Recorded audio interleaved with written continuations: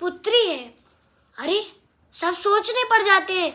इति मति रूप कल्पिता वितृष्णा, मेरी एक पुत्री है मति। इति मति रूप कल्पिता वितृष्णा, वो वितृष्ण है। वितृष्णा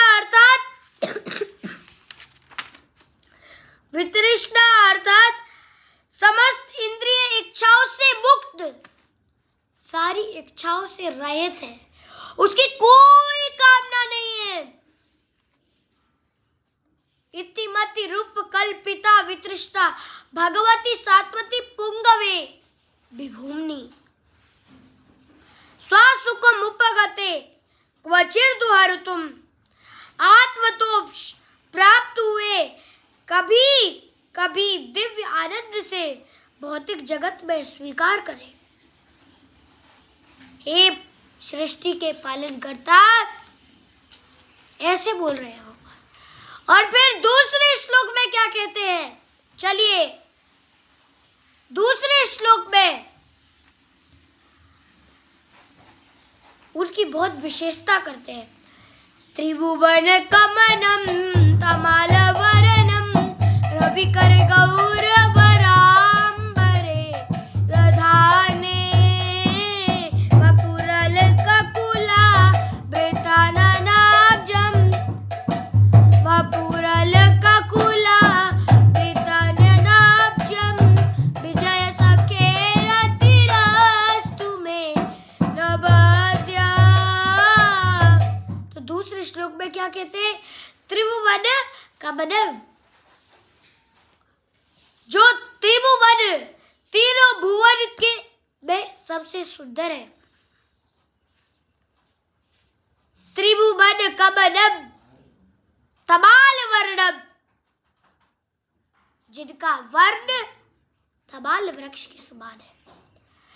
भले ही वो बाणों की सैया पर लेटे हुए हैं, किंतु उनको यह एहसास ही नहीं हो रहा कि मैं किसी वाणों की सैया पर लेटा हूं और या मखमल के गद्दे पर लेटा हूं। सोचिए, जैसे वह हरदास ठाकुर थे, हरदास ठाकुर को 22 बाजारों में पीटा, किंतु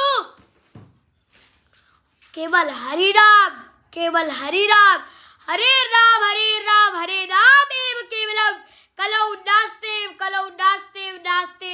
गतिरन्यथा। और कुछ नहीं, और कोई उपाय नहीं, केवल हरिनाम। और उन्होंने हरिनाम का जप किया, 22 बाजारों में पीटा हरदास ठाकुर को, किंतु उनको एक भी कोड़ का कष्ट नहीं हो रहा था, क्योंकि वो हरिनाम ले रहे थे। तो जितने भी उनको दुख हो रहे थे, सारे दुख भगवान को हो रहे थे। आप सोच सकते हैं कि भक्त के कितने भक्त वत्सल है भगवान। भक्त के लिए भगवान कुछ भी कर सकते हैं। सोचिए, उसी प्रकार यहाँ भीष्मदेव जो है, भीष्मदेव यहाँ प्रार्थना कर रहे, आप तमाल वर्ण के हैं, रवि कर गौर बराबर दधाने, ऐसे ही खड़े रहिए जैसे सूर्य हमेशा हमें प्रकाश देता रहता है। अब भगवान कृष्ण ने बोला भीष्मदेव से कि पितामह जी, ये तो कम से कम बता दीजिए कि कितने टाइम तक रहना है, क्योंकि अगर आपने कह दिया कि अब 10 घंटे रहना है, 2 घंटे रहना है, 1 घंटे रहना है, क्योंकि आपको तो इच्छा मृत्यु का वरदान है। अगर आपने कह दिया 1-2 घंटे, तो हमारा क्या होगा, हमारी तो ड्यूटी लग जाएगी। तो क्या करें अब, पूछो, टाइम तो बता दीजिए। तो भीष्मदेव कह रहे कि जब तक मैं अपना शरीर न त्याग दूं, कलेवर न त्याग दूं, तब तक। भगवान भी सोच रहे कि कलेवर कब तक त्यागेंगे, इनको तो इच्छा मृत्यु का वरदान है। सोचिए, और अगर हमें खड़ा कर दिया जाए, भगवान तो वैसे भगवान ही है, भले ही किसी रूप में खड़े हो, बट वो तो है परम भगवान कृष्ण ही। एते चांद कला पुंसाम कृष्णास्तु, भगवान स्वयं, वही स्वयं कृष्ण है। उनके लिए तो छोटी सी बात है, बट हमारे लिए अगर कह दे कि यहाँ बस जब तक खड़ा होना है कि जब तक ये भगवान के धाम न पहुंच जाए। अब कहीं उसकी मृत्यु ही लिखी हो कि भैया 10 साल बाद होनी है, तो हम तो खड़े ही नहीं हो पाएंगे। पर देखिए, भगवान को देखिए। और फिर तीसरे श्लोक में कहते हैं, बड़े भयंकर रूप से श्रीमद् भागवतम के प्रथम स्कंद के 9वें अध्याय के 34वें श्लोक में कहते हैं। चलिए हम आगे बोलते हैं। युधितुर्गर्जो विदुब्रवीष्वक कचलु ललित श्रभवार्यलभ कृतास्य। युधितुर्गर्जो विदुब्रवीष्वक कचलु ललित श्रभवार्यलभ कृतास्य। बबऋषि सतरे वेद्यमान त्वचि बिलस कुचेस्तु कृत आत्मा। युधितुर्गर्जो विदुब्रवीष्वक,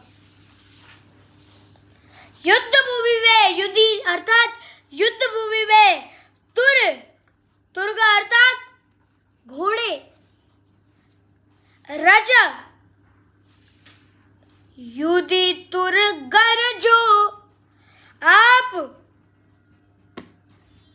युद्ध में आपके जो घोड़े हैं वो धूल में, धुएं के रंग में परिणत हो गए, यानी कि धूल उनकी आंखों में छा गई, घोड़े चल नहीं रहे और आपके बाल बिखरे हुए, लुलित अर्थात बिखरे हुए, उनके बाल अर्थात भगवान के बाल बिखरे हुए, श्रमबरी अर्थात पसीने से लथपथ, आप पसीने से लथपथ हो गए थे।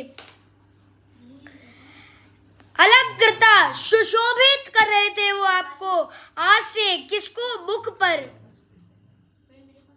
और फिर बिंदा हुआ त्वची, खाल में, बिलसत, आनंद लेते हुए, मैं आपको देख देख कर आनंद ले रहा था। भले ही आपके पसीने छूट रहे थे और आपके केस लहरा रहे थे, आप बड़े ही सुशोभित लग रहे थे और मैं आपको आनंद से, प्रेम से, चाव से देख रहा था। भीष्मदेव आगे कहते हैं, क्या कहते हैं? सपदि सखी बचो निशम्य बाधे, निज परयोर बलयोर तब निवेशा स्थितवति परसिन कायुरुक्ष्णा हतवति पार्थ सखे रति ममास्तु। सपदि सखी बचो निशम्य बद्धे, सपदि अर्थात वहां युद्धि अर्थात युद्ध भूमि में, उसी प्रकार यहाँ सपदि अर्थात युद्ध भूमि में। सखी बचो, मित्र का आदेश सुनकर अर्थात निशम्य, सपदि युद्ध भूमि में, सखी बचो अर्थात सख अर्थात मित्र और बचो अर्थात आदेश, बात, अपने मित्र के आदेश को सुनकर, निशम्य अर्थात सुनकर, मध्य बीच में, निज अपना, परयो विपक्षी दल, बलेओ शक्ति, रथम निवेश्य, अपने विपक्ष के दल में प्रवेश करते हुए वहां रुककर विपक्षी दल के सैनिकों आयु उम्र देखने से हतबती कम करने कार्य लेना।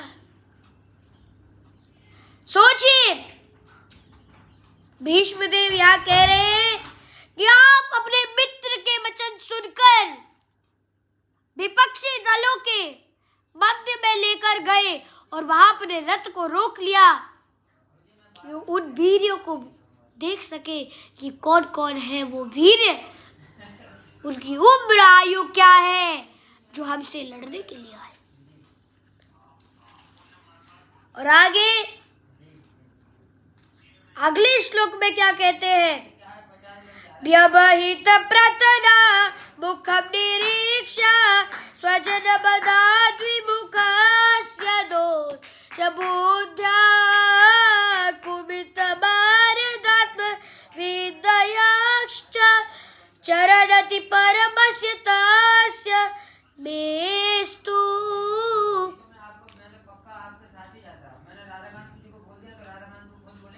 जो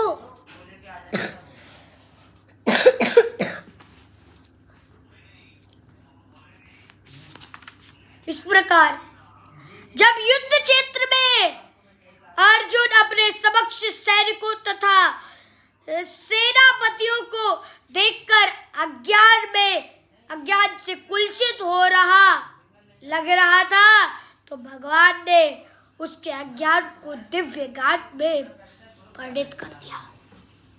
सोचिए, जब 17 अध्याय सुना दिए, भगवान ने कहा अब तुम मेरे पर निर्भर मत हो, ए अर्जुन, जो तुम्हें दिखाई पड़ता है वो करो। मेरा अंतिम उपदेश यही था, सर्वधर्मान् परित्यज्य मामेकं शरणं व्रज त्वां सर्वपापेभ्यो मोक्षयिष्यामि मा शुचः। अर्जुन ने अंत में एक श्लोक बोला। पूरी गीता